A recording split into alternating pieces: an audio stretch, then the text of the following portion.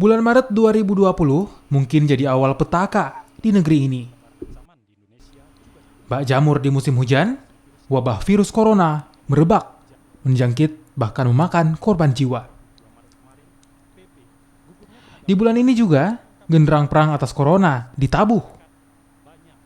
Pasukan garis depan ambil bagian dari pencegahan hingga mengabarkan agar wabah ini bisa ditekan. Di Makassar, pencegahan terus dilakukan. Penyemprotan desinfektan jadi prioritas di samping kebijakan yang terus disosialisasikan.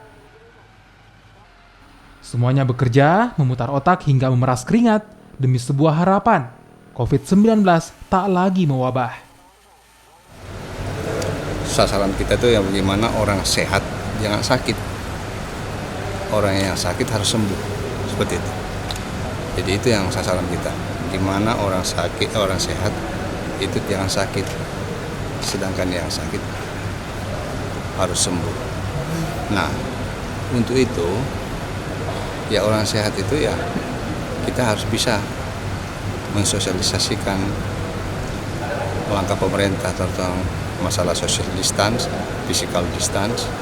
Social distance itu tidak boleh berkumpul. Nah, kita akan upayakan nanti.